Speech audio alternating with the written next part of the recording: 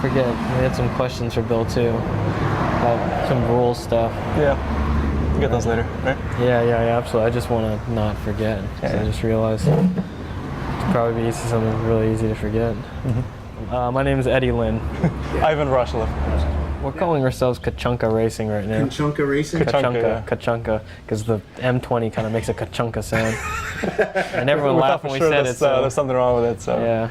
That's how we described it to the mechanic we brought it down to. Yeah. Stuck, so. But UC San Diego, Kachunka Racing, or Sun God Racing, or we came up with a bunch of names. So I'm out here in Mira Mesa, San Diego, California, North County, or not North County, North City. Here with this team that has an E30, and they've not run in ChampCar before, but they're building the car up. It was originally built for Lemons, you said? Originally built for Lemons. And you guys bought it prepped already? Yeah, mostly prepped. The idea was to start out simple. We're trying to build out a whole racing organization after this. So the idea is start as simple as possible with as much working stuff as we could, and then go from there. Now, how many guys you got on your team? That's a great question. A whole lot of them. Huh? No, I mean, just bad memory, really. Yeah. So it's about 6 of us. Yeah, 6. It sounds right. Yeah. Now, do you guys all drive, or? I think about 4 of us are interested in driving. 5 of us may have an interest in driving in the future, or sorry, one more of us, so 5 in total. And yeah. And then 1 has almost no interest in driving whatsoever. He just wants to work on the car. Well, she actually, she's just happy to help work on the car and help get this thing off the ground. So you guys are all engineering students? Yeah, we got 1 physics major on the team. And they cause trouble. Yeah, he's the wild card for sure. He's out there, way out there. But he's worth his weight too. So I'm studying bioengineering. I've been studying mechanical engineering. We got a mix. We got an aerospace engineer, 1 structural engineer, and 1 biochem major. Yeah. So that's kind of cool though. Now, you guys said you used to work in the or you participated in the Formula SAE at UCSD? Yeah. Yeah. So we all were pretty involved in the organization, either helping build it back up or helping run it in some critical fashion. And we all kind of decided that this would be kind of another thing that we wanted to start and do, and kind of like a last hurrah almost for some of us, because a lot of us are close to graduating. But yeah. So you're looking at racing at Watkins Glen. Why such a far away race? Just want to get out of California. No, I mean, honestly, the timing of it was really important in terms of how we got funding from the university, and it was just a logistical thing. Watkins Glen, just kind of the date of it worked out nicely, and for some of the funding, we can only utilize for logistics. So if we were able to ship out the car, it wouldn't be too much trouble, and we'd just fly out with some of the racing gear and get all that sorted out. But yeah, it's just out of necessity. I say that because there's a lot of guys in New York that have a hard time traveling all the way to the other side of New York to race. Let alone the other side of the country, right? Yeah. Yeah, I've made that trek across from Virginia to like Laguna Seca, and it's a hell of a trip. It's fun. Sure. Yeah. You look back on it during it, you're like, oh, this is terrible. Yeah. I mean, it comes out to what, like 4 days of driving or something like that. We did it in like 2.5. Yeah, absolutely. We just drove straight through. Definitely. Yeah, we have a little bit of experience going from here to Nebraska for the SAE competition. Oh, that's right. Yeah. So we do that every year, but that's like half as far as going to Virginia or Watkins Glen or something like that. Yeah. But you'll love Watkins Glen. It's such a great track. Do you guys do the sim racing to prep for it, or? Yeah, sort of. I mean, honestly, we used to do some sim racing stuff for Formula SAE, but as of right now, we're really just focused on graduating and just getting this car running. Those 2 main things. Well, running to spec anyway. Right. So graduating, how much time do you guys have left? This your last year? Yeah, last year, and then we're going to be wrapping up, and then. Yeah, some of us have like a quarter, some of us have actually like a 1.5 years left, so we got a good mix of people, but definitely right now there are no freshmen or sophomores on the team, so. Need to get some. Yeah, we need to get some fresh blood for sure, but fresh blood doesn't like broken things, so gotta balance the 2 a little bit. Does it break a lot? You know, we haven't driven it too much, so I wouldn't say it breaks a lot. Just that you know, this old car problems. Yeah. You know, 1987 BMW 325 AS was a long time ago. Yep. Yeah, so 31-year-old car has a few kinks here and there to get sorted out, but for the most part, you know, oh man, I need to knock on wood or something. Yeah. But everything's been okay. So so being in San Diego, there's no tracks around here. Where do you guys race? And where do you test at? We go to, well, the idea is anyway, we've never been yet, since we've only driven this thing around in a parking lot once, or maybe twice now, right? But the idea is we go to Qualcomm Stadium, the football stadium. They have a big parking lot that does SCCA and BMW club events, and we're kind of going there anyways with like other cars or the Formula car. So we're kind of familiar with that scene. We just take the car there. We have one scheduled for 2 weeks from now. So what do you expect in ChampCar? You know, when I came up with the idea of what this would be and the fact that we could get this sorted out to have a university kind of amateur racing team, I really just thought it was going to be one big massive adventure where everything that could possibly go wrong did, and maybe a feature film could be made out of it one day. Just something absurd, you know, just the random chaos of the universe causing us to, just to be really creative of like, how do we solve problems, and how do we get the car running, and just like some crazy stories to have before we graduate college. So that's all I expect. I don't know. Ivan here is I don't know what he's expecting. I mean, I'm expecting first race we're going to break down in some catastrophic way, and we're going to have a good time. So. Yeah, that's about sums it right. Yeah, I think, yeah. So Virginia Tech actually went through and they had a testing process of how they chose their drivers by putting GoPros on the car, seeing how they shifted, how they did things. No money shifts. Money shifts kill these things, I hear. Oh yeah. So did you guys have anything like that you're doing?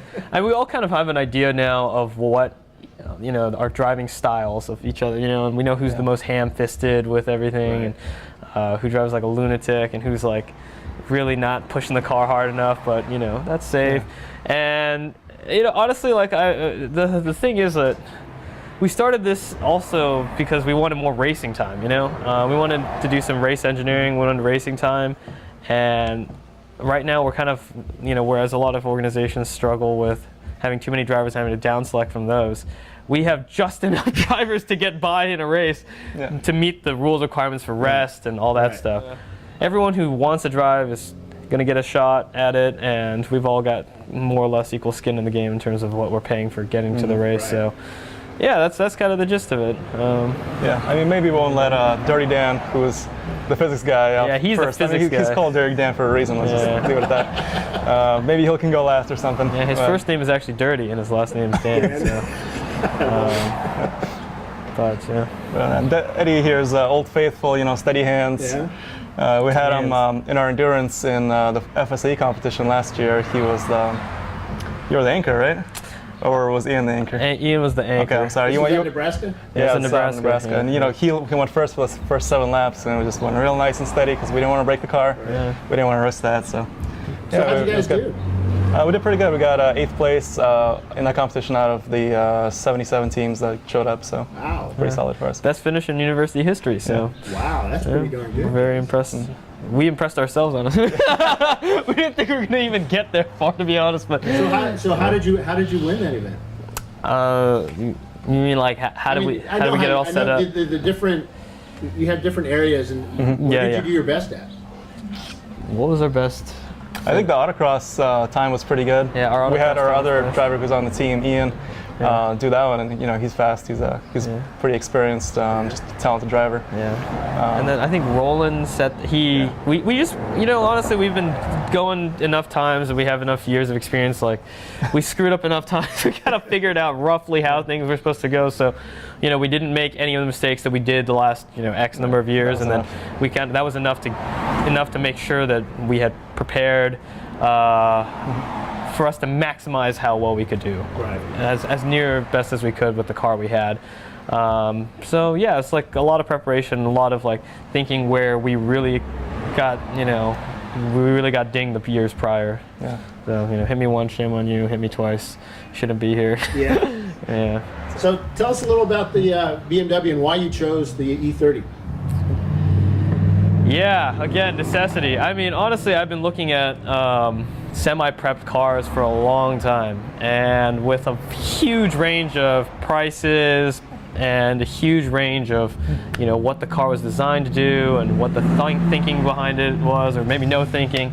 And I really wanted something rear-wheel drive with a stick, and that's pretty much good. I mean, I also wanted something that had decent parts availability, and, you know, I feel like maybe there would be some sympathy out there from all of you for, you know, a bunch of college kids trying to run a car. So if, you know, a car was pretty common, maybe we could get a few extra parts here and there, or, you know, a huge enthusiast, you know, forum marketplace that we could bounce ideas off of, or, you know, and you know, all the problems that are already solved, we don't have to find those again. So I found that car online through I think Bring a Trailer or something, like and then the moment I saw it, I just knew like this was this is the car for us, you know. It met the price target we had. It met all the performance things that I had in mind, and it came with a trailer. So oh wow, so yeah, it's all one package. Yeah, it was a one package. It came with some spares, and it came with a guy who said he'd, you know, talk us through like why he made some of the decisions after we bought the car, and keep in touch with us. Stuff, why he put it there. Yeah. How to hide it the best from everyone. Yeah. So if you had your choice in tracks in California, where would you run? The team seems like it really wants to go to Laguna. It's got to be Laguna, right? Yeah, we want to go to Laguna. It's a little bit hard to get out there because, you know, everybody wants to. So there could be waiting lists or things like that involved. And, you know, we're pretty new, so we're not exactly high in the pecking. So you guys are down here in Southern California. You have great weather all the time. Yep. You guys, I see some surfboards in the cut. You guys surf too? I mean, I try to get out there, but honestly, like, there's just too many random projects taking up my time. So I'm also really scared of stingrays. I got a couple of friends that got stung, and they were hobbling around for 3-4 days. It just seems like an unpleasant thing, you know. You're just out there having fun, and then suddenly stupid things just start attacking you. Yeah, absolutely. Yeah, so I like snowboarding too, but that's way more expensive. You know, you just need the board and the ability to get out to the ocean for surfing, and then you gotta pay for funny. I grew up here, and we rarely went to the beach. Yeah, absolutely. It's like, oh my God, you know, your kid's gonna be distracted when it goes to UC San Diego because the beach is so close, and and no, it's not most people don't see the ocean even like once a quarter. So even in the buildings, you can see it, but you don't. Yeah, that's right. I've been here 3 years. I've hardly been on the beach at all. You know, a couple times. You can tell he's still nice and pasty. Real pasty. So you guys into bikes? Sort of. I own a lot of motorized transportation, so I do own a motorcycle. Yeah. So I've been here as a Miata. No, practically. Yeah, we both have Miatas. Yeah, it's both have Miatas. Yeah, I own 4 cars now. So why didn't you guys run a Miata? I didn't want to run a Miata for a lot of reasons, honestly. Mainly for the fact that I couldn't find one. Well, thanks, guys, for letting me come visit and talk with you. And we hope to see you guys at Watkins Glen or Thunder Hill or wherever you guys decide to go with ChampCar. Yeah. And we'll talk to you again to see how your experience is afterwards. Yeah, absolutely. That'd be great. Absolutely. Yeah, Thank you. Can't wait. Yeah, thanks for coming. Thank you, guys.